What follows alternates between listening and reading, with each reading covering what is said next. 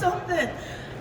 Because I don't have any questions, because the old school questions aren't working here. Okay, so you see how the difference between these two calls just went down simply by changing one question. That's all I did, was swap out a question. You know, like old school, new school. Old school, how can I help you? New school, who do I have the pleasure of speaking with? And don't get held up on my words. You could ask any old close-ended question that's relevant. You call for service parts and sales. The point is, get control of that call. That's what's missing. Do you see how easy that was? I was like, relevant conversation, it's snappy, I'm moving along. You know why? Because I'm rehearsed. Because I practiced.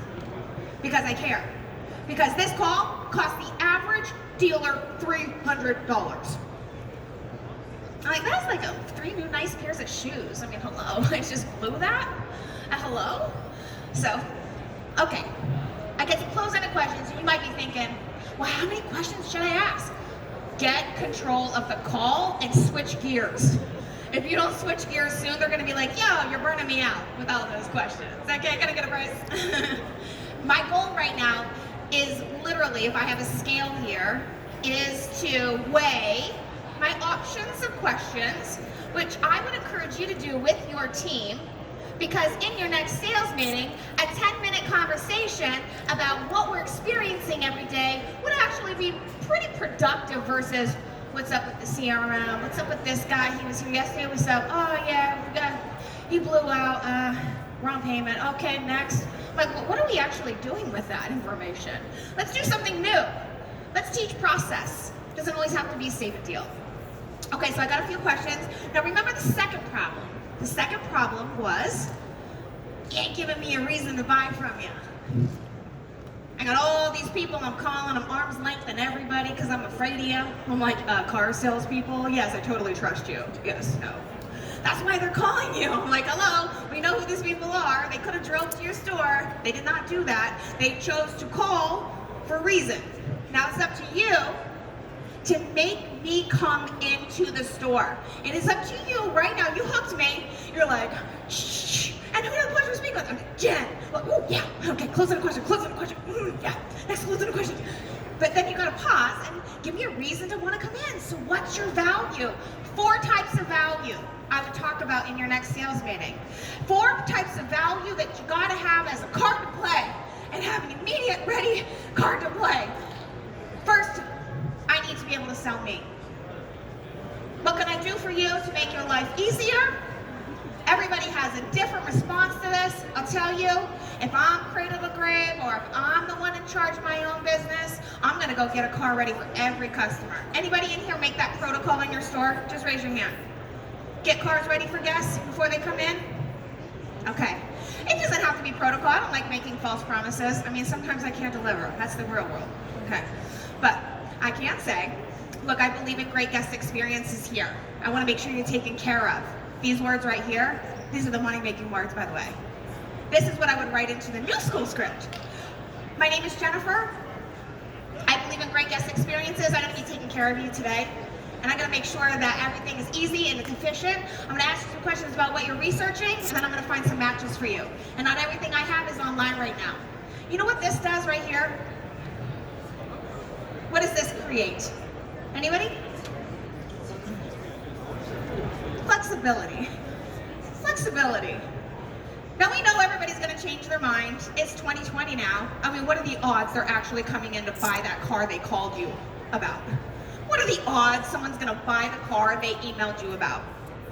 Well, the data tells us it's literally 70% of people change their mind. And in my experience, it's even higher. So why am I boxing people into a car in 2020? Old school phone scripts can't handle this. And this is why we keep missing the mark. You're here right now and I am literally showing you how to make money in your store, I promise you.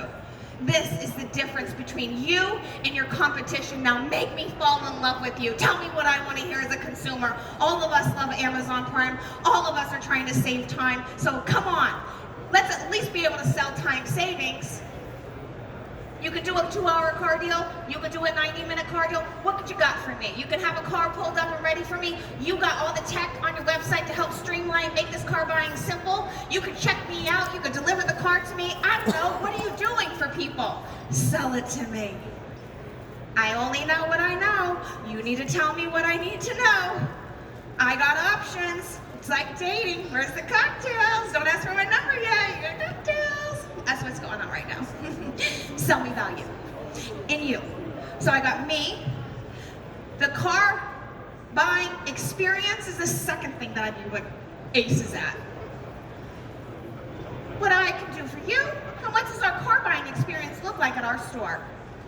Now, I had a friend last night that I hung out with that's a dealer, and he said, look, we gotta start delivering cars to the customers. We gotta give them these options to check out and to be able to make this streamlined. I said, yes, of course, that's what I want. I am a mom of 3. I travel 3 to 4 days a week. Yes, I do not want to come to any dealership with my 3 children. I want you to deliver the car to me. But how would I know if I talked to the people on the phone at your store if you could actually do this for me? Tell me about the guest experience that you provide. Help me understand your value. The third thing is I need you to know how to sell the brand. They are shopping multi-brands.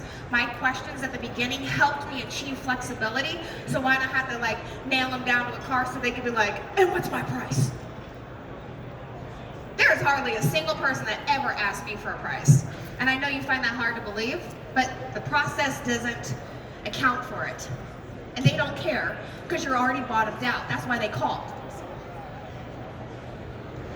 So, the brand. What's so great about your brand? And I ask questions that lead me to these places like, what's your experience been with this brand? You heard me ask him.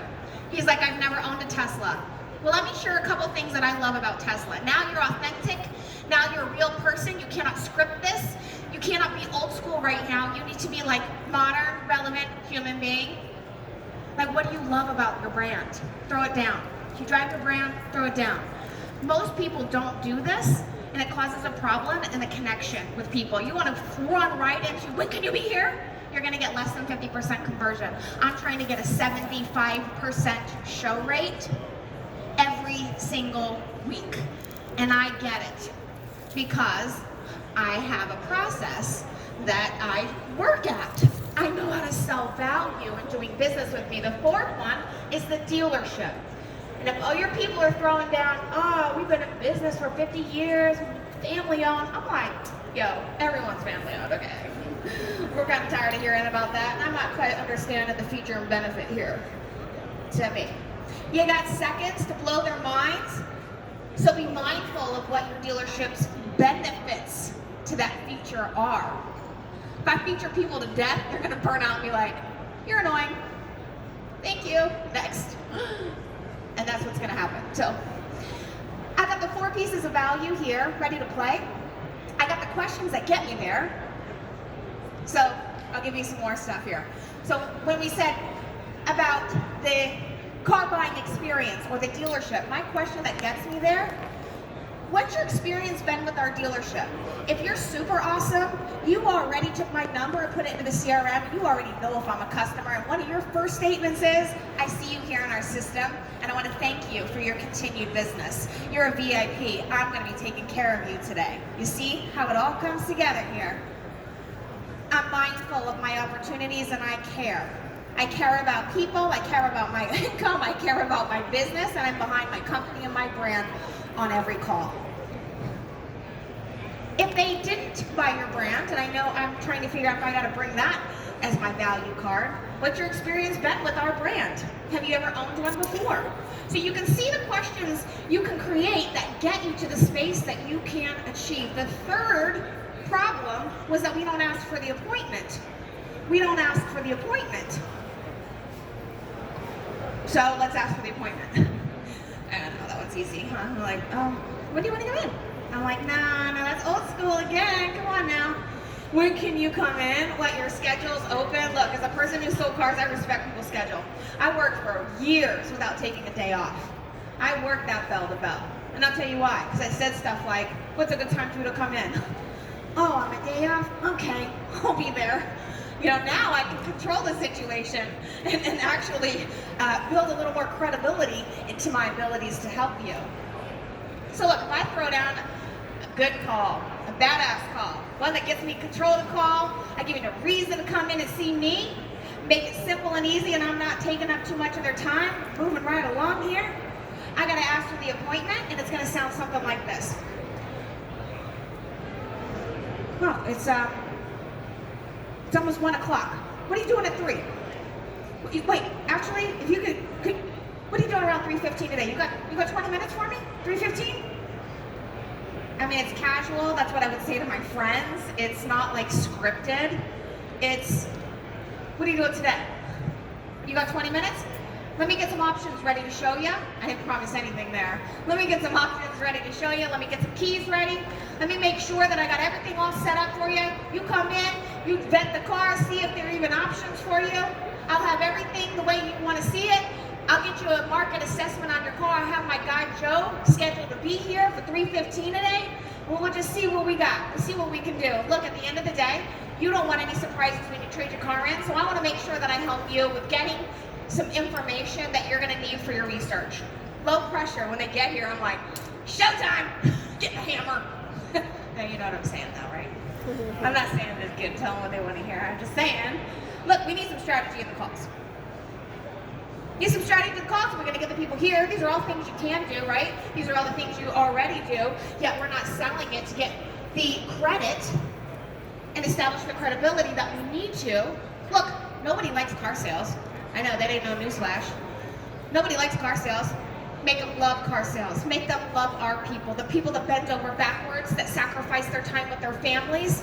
We have to showcase our ability to help people, and we deserve the credit. So ask for the appointment. What are you doing at 3:15? No, 3:15? What are you doing at 5:15? I got a 5:45. I got a 5:15. Keep going hard. They're like, today's not going to be the right day. What's your schedule look like tomorrow? I mean, go, go, go, go. At a minimum, I'm setting an appointment to call back to set the appointment. You feel me? At a minimum. Now, we're getting something today. Look, a lot of these are going to be nurturing opportunities, but I'm going hard. I came here to make money. I see it. It's right here. They're answering the questions. So I'm going to ask the appointment every single time. I'll give you another tip. I mean, there's not a whole lot to invest into that solution. It's ask for the appointment. And I have some time for some Q&A in just a moment. But let's talk about updating our phone processes here for just a moment. When I first came on stage, we talked about, look, the biggest problem here is we have outdated phone call processes from the 80s that keep changing names.